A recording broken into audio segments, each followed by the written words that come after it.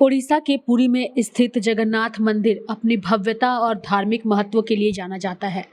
इस मंदिर से जुड़े कई ऐसे रहस्य हैं जिसे जानना और इसके बारे में जानकारी हासिल करना हर भक्त के लिए बेहद ही उत्साह से भरा होता है। इस मंदिर से कई सारी कथाएं जुड़ी हैं, लेकिन एक कथा और भी कई ज्यादा प्रचलित है। दरअसल जगन्नाथ मंदिर में हर दिन बदली जाती है ध्वजा। एक दिन भी अगर भूल हुई तो इसकी बड़ी कीमत चुकानी पड़ सकती है, ऐसा सभी को पता है। और यही वजह है कि इस मंदिर का जो ध्वज है वो हर दिन चेंज होता है। 10 दिनों तक चलने वाली रथ यात्रा को लेकर के भक्तों में खासा उत्साह है। इस रथ यात्रा में दूर दराज से लोग पहुंचते हैं और भगवान जगन्नाथ की प्रतिमा को देख करके खुद को गौरवान्वित महसूस करते हैं। रथ यात्रा हो या मंदिर में हर दिन ध्वज बदलने की प्रक्रिया, इनसे जुड़ी कई अनोखी बातें हैं जिन्हें लोग बड़ी उत्सुकता से जानना चाहते हैं। मान्यता है कि हर सुबह सूर्योदय से पहले और शाम को सूर्यास्त के समय मंदिर पर लगे झंडे को बदलकर नया झंडा लगा दिया जाता है। मंदिर की यह परंपरा सदियों से चली आ रही है और इसके पीछे कई धार्मिक और पौराणिक मान्यताएं हैं।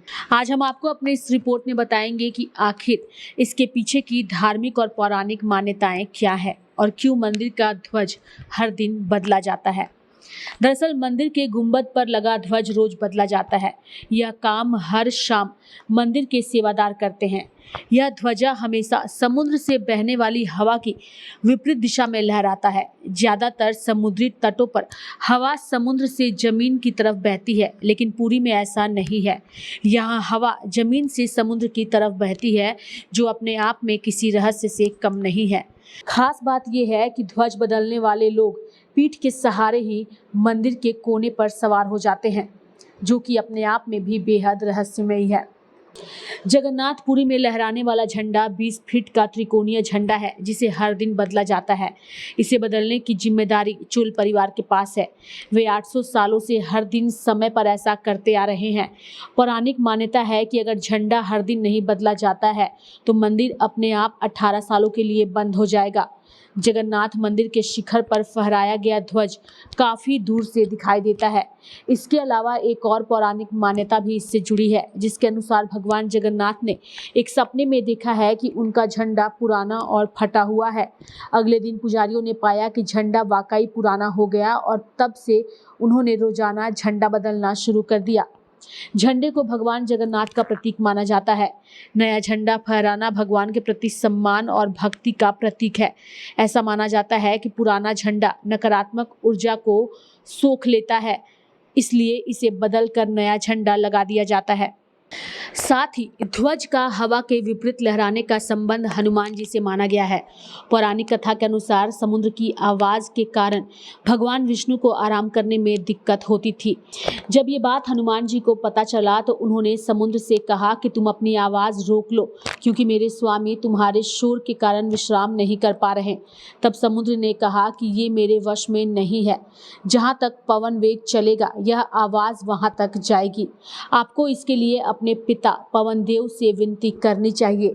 तब हनुमान जी ने अपने पिता पवन देव का आह्वान किया और उनसे कहा कि आप मंदिर की दिशा में ना बहें। पवन देव ने कहा कि यह संभव नहीं है। इसके लिए उन्होंने हनुमान जी को एक उपाय बताया। अपने पिता के बताए उपाय के अनुसार हनुमान जी ने अपने शक्ति से खुद को 2 भागों में विभाजित किया और फिर वे वायु से भी तेज गति से मंदिर के आसपास चक्कर लगाने लगे। इससे वायु का ऐसा चक्र बना कि समुद्र की ध्वनि मंदिर के भीतर ना जाकर मंदिर के आसपास ही घूमती रहती है और मंदिर में श्री जगन्नाथ जी आराम से सोते रहते हैं। इसी कारण से मंदिर का ध्वज भी हवा की विपरीत दिशा में बहता है। मंदिर की इस चोटी पर लहराते इस ध्वज को रोज बदला जाता है।